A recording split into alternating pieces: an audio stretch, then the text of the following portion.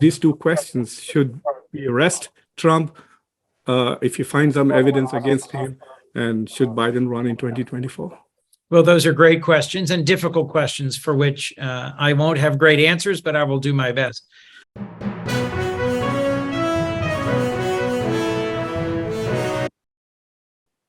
Welcome to Khanversations. I'm Muqtedar Khan. Today we have with us a very distinguished guest, U.S. Senator Christopher Coons from my state, the state of Delaware.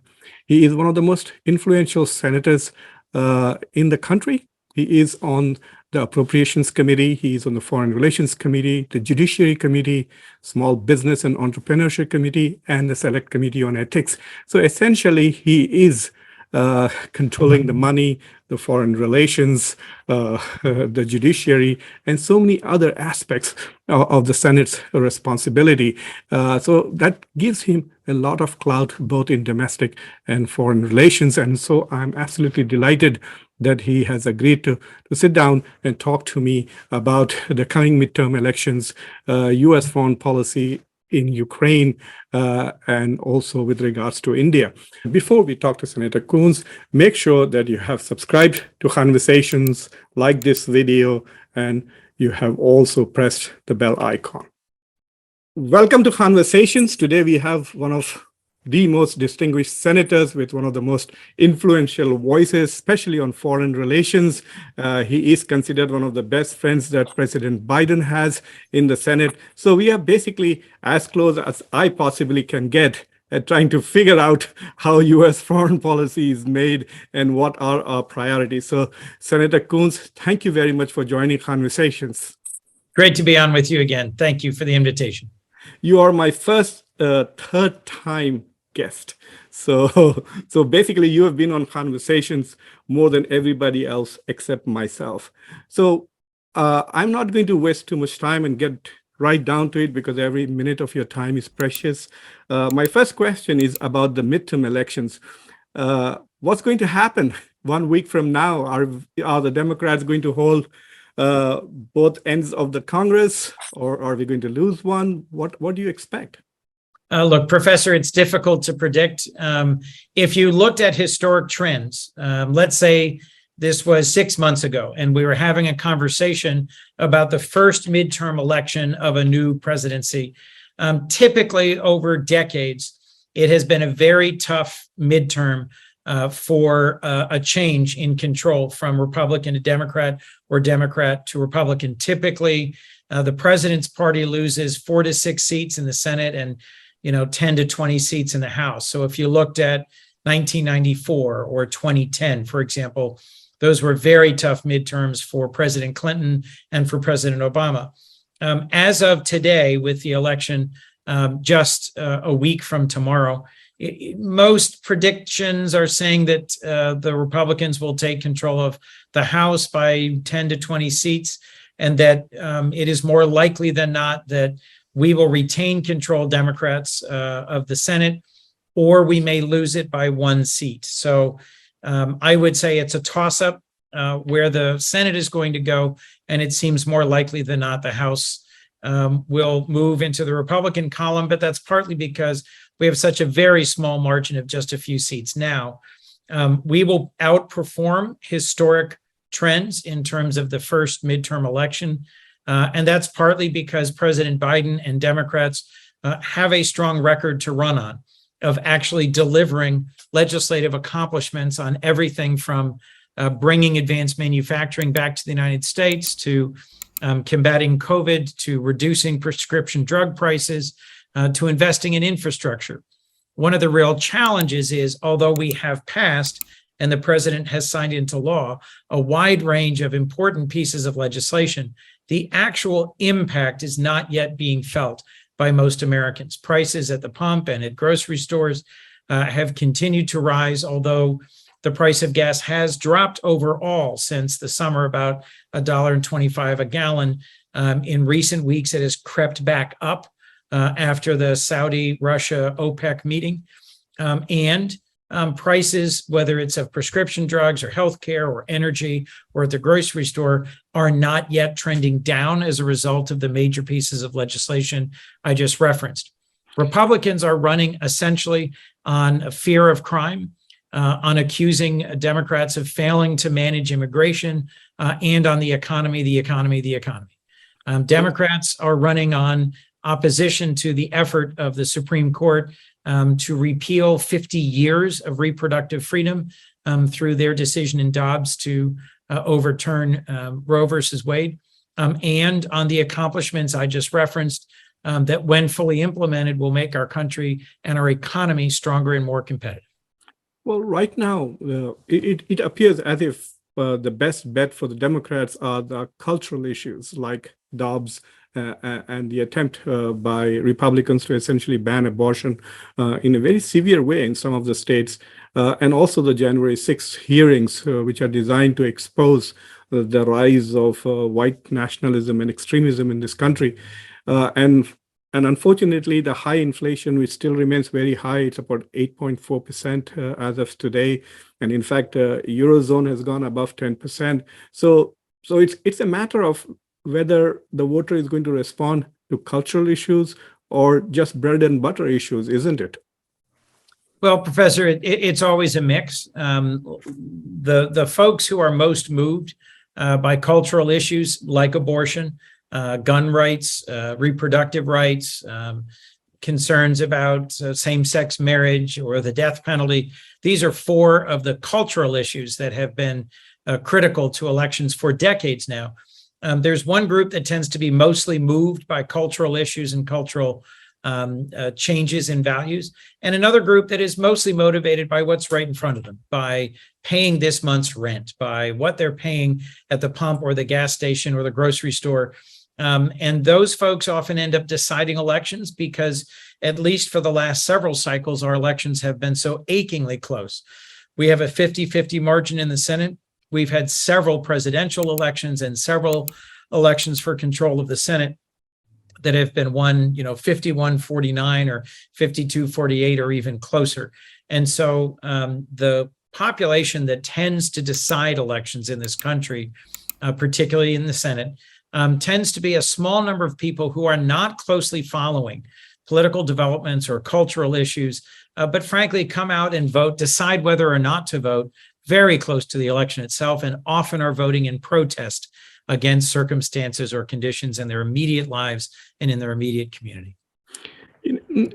President Biden perhaps has one of the best records going into a midterm election in the past few years. I mean, two major bills, the infrastructure bill, the inflation reduction bill, which made such a great contribution of nearly $450 billion for the environment, the loan forgiveness for students, bringing America back into the fold of nations who are fighting climate change with the Paris Accords, building alliances, doing more than expected on the Ukrainian issue.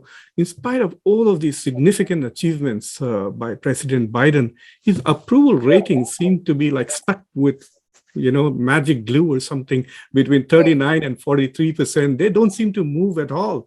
So is his disapproval rating, which is about 10% more than approval rating, is that going to be a burden for the Democrats in the midterm? Look, it's a challenge that in campaign after campaign, state after state across our country, tens of millions of dollars of dark money ads are pummeling Democratic candidates and impacting President Biden's approval rating. So in Pennsylvania, just to the north of here, John Fetterman, the lieutenant governor of Pennsylvania, was running well ahead of Mehmet Oz, the doctor from New Jersey who won the primary in the Republican Party in Pennsylvania for much of the summer and early fall. And something in excess of $50 million of attack ads started raining down on Lieutenant Governor Fetterman in the sort of September-October time period, and moved the position in the race from a comfortable margin in favor of the Democrat to one that is now neck and neck between Oz and Fetterman. Overwhelmingly, these were ads from a super PAC that doesn't need to disclose the source of its donations. And I will tell you that that has been repeated in campaign after campaign across the country, where extreme candidates like J.D. Vance in Ohio or Herschel Walker in Georgia, who a few months ago were viewed as unsuccessful candidates likely to lose, are today within the margin of error or even ahead of their far more qualified and more capable Democratic opponents. This is, of course, in my view. And the defining difference isn't whether or not President Biden has had a strong legislative record of accomplishment or leadership of the United States on the world stage. The defining difference is enormous super PAC resources funded by a few wealthy individuals and corporations that are making it possible for Republicans to overwhelm Democratic candidates in a couple of these key state races. It's troubling that money trumps policy. People in Delaware know that I'm a big supporter and a fan of the work that you do. So that they don't accuse me of being soft, I have one tough question for you on the midterms. You have to have a couple of tough questions. Come on. Yeah, I know. So my question to you is, should President Biden run again in 2024? And should we arrest Donald Trump or not go that far? Because I think if once a former president is arrested, then I think the parties will keep doing that every time, trying to find some reason to arrest the next president or indict the next president. So these two questions: should we arrest Trump if you find some evidence against him, and should Biden run in 2024? Well, those are great questions and difficult questions for which I won't have great answers, but I will do my best. As you know well, one of the benefits of traveling the world and of following political developments in other countries is the examples that it brings you. As we have discussed in the past, in Pakistan, the political culture is one where prime ministers or senior leaders of each party, of each of the major parties, has at some point been charged with criminal conduct, arrested, or even served prison time. And your presupposition that if former President Trump is arrested, it may then produce a whole cycle of politicized legal conflict is one that's well grounded in conduct of other countries around the world. The one thing I'll challenge is the way you framed the question was, should we arrest President Trump? I think that is a decision to be made by the Attorney General, Merrick Garland. One of the reasons President Biden chose him, and one of the reasons I voted to confirm him, was that he is viewed as being above politics, someone who served as a circuit court judge for decades and who is dedicated to the rule of law. I would expect that the Attorney General would look straight on at the facts presented and without fear or favor, either way, make a decision about whether it's appropriate to charge him with criminal conduct. The question you're raising is the one of its potential consequences on our political culture. Mm-hmm. As you know, former President Trump is the only president to be impeached twice. Right. And he was not convicted either time. The first time, the charges rested in his efforts at extracting concessions from President Zelensky of Ukraine. And the second time, his role in the conduct of the January 6th insurrection. I do think that the January 6th committee of the House has raised a significant amount of additional questions, material and input, which had they been available to the Senate during that impeachment trial might have produced a different result, although there were, I believe, 7 Republican senators who voted to convict, and I'm not certain that any amount of additional data would have persuaded more than those 7. I do think it's a hard question. If a president who has demonstrably broken the law is not impeached, is not charged, just out of concerns for the precedent that sets, at least in some cases, that might inspire further lawlessness and further willingness to behave recklessly, knowing that a president will never be charged. On the other hand, given the passion and the dedication of former President Trump's followers, it is a real concern that any indictment or charge or attempt at arresting him will simply inflame passions domestically in a way that is more dangerous than it is worth in terms of reinforcing accountability and the rule of law and the general principle that no one is above the law, not even the president. Your first question, even harder, is whether or not President Biden should run for re-election in 2024. Look, only President Biden can really answer that question. And I expect that he and his family will spend time over the Thanksgiving break and possibly through the Christmas holidays as well, really reflecting on what's in the best interest of the country. I personally think President Biden did something terrific, something important for our democracy in defeating President Trump. I think former President Trump, by January 6th, demonstrated how outside the mainstream of American political conduct he had become, and defeating him in the election in the most robust, highest participation election in American history, he made a great contribution. And, you know, frankly, after 50 years of elected service, no one deserves to have the time to spend with his wife and children and grandchildren more than President Biden. But he believed, and I believed, and I think history proves this out, that he was the only Democrat who could have beaten President Trump in 2016. And if former President Trump chooses to run again, I think that increases the chances that President Biden runs for re-election in order to be certain that President Trump is not successful in his re-election.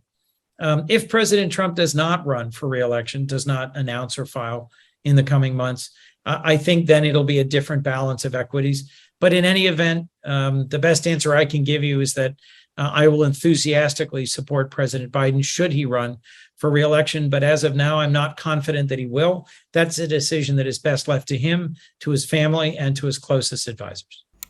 Okay. Fair enough. That's a pretty good answer, Senator Coons.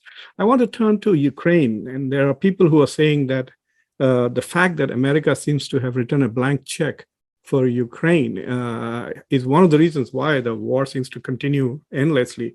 But what is also remarkable is that not only are we apparently supporting Ukraine no matter what, but there is no visible attempt by the United States to broker a peace. So there is no major peace initiative, ceasefire initiative where the US is the leader.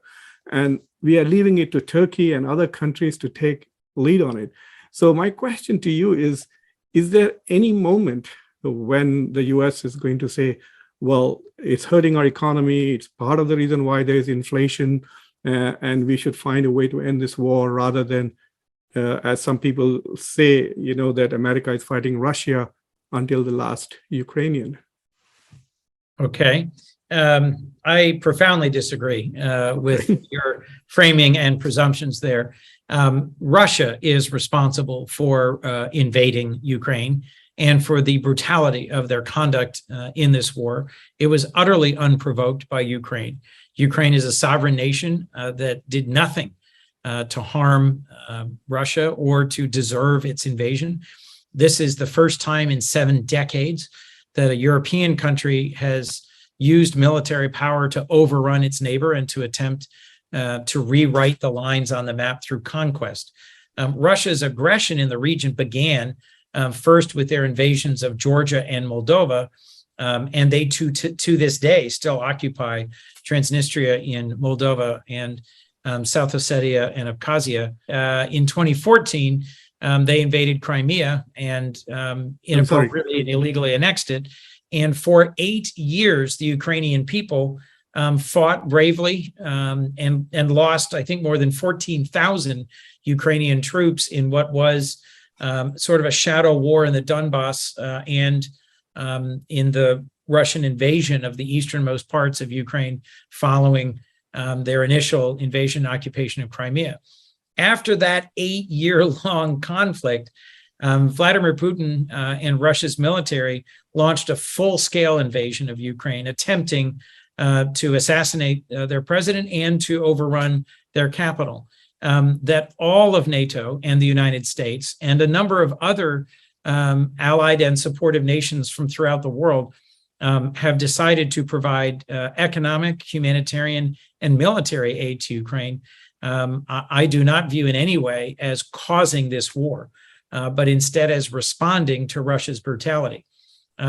Need I remind you, there is abundant documentation that Russia has attacked civilian infrastructure, has tried to shut down grain exports and fertilizer exports, that are causing prices to rise and hunger to increase in dozens of countries.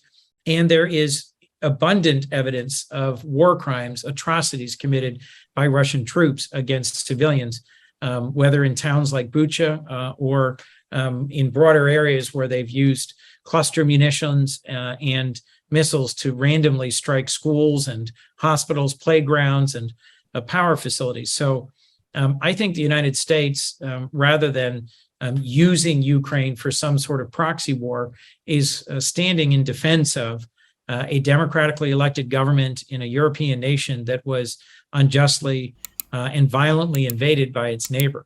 And frankly, for us to try and pressure Ukraine exactly while they are making advances on the battlefield into conceding some of their territory to the invader and occupier strikes me as not just imprudent, but immoral.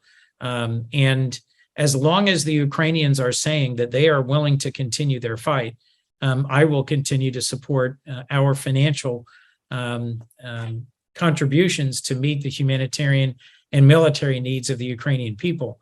I do think that at some point, Ukraine's leadership may conduct some outreach, but as of now, the things that Putin is saying and doing suggests a man who is utterly uninterested in peace negotiations.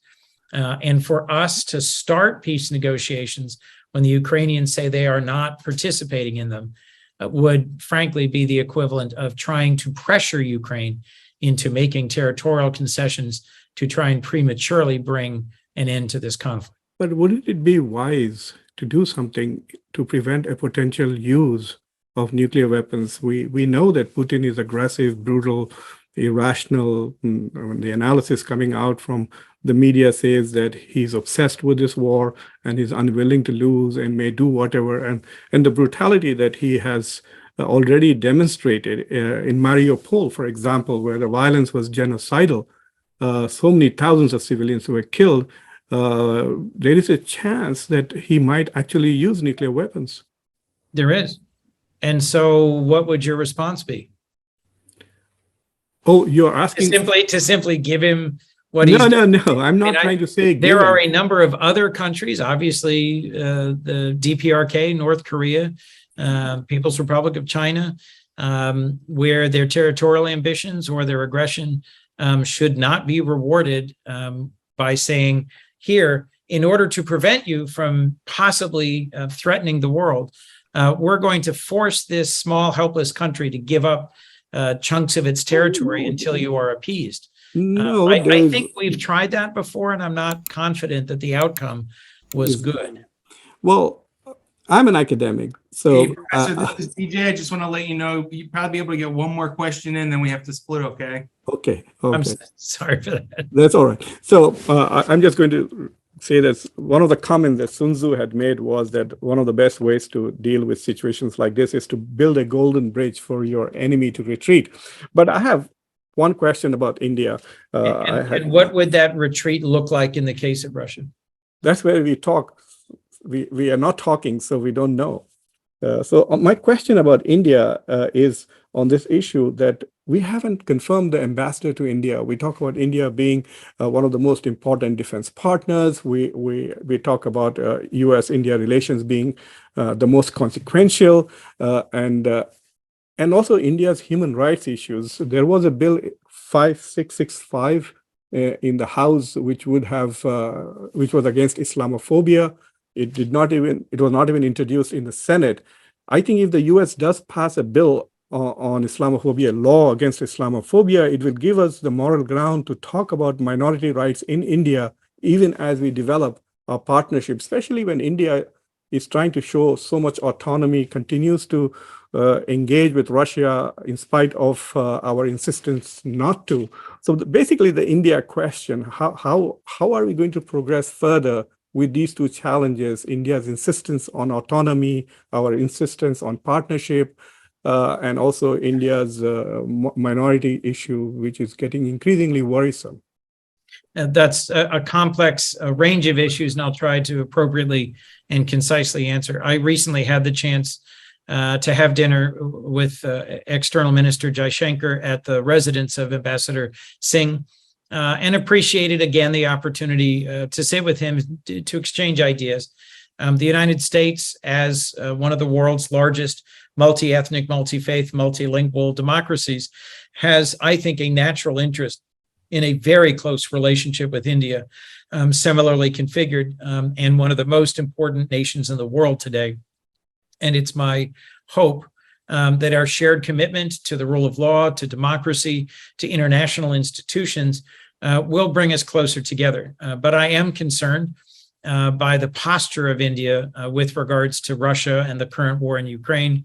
And I think that we need to continue to put forward the strongest representation we can. I have recently been talking with colleagues in the Senate and the administration. I support Los Angeles Mayor Eric Garcetti, who's been nominated for the ambassadorship, but it has gotten stuck in the Senate. And we need to work in a determined way when we return to session mid-November to either get him confirmed or to move forward quickly with another nominee. Because frankly, it's an embarrassment that the United States does not have a Senate-confirmed ambassador to one of the most important countries in the world. I agree with you that there are challenges internally with regards to Islamophobia and some of the treatment of minorities.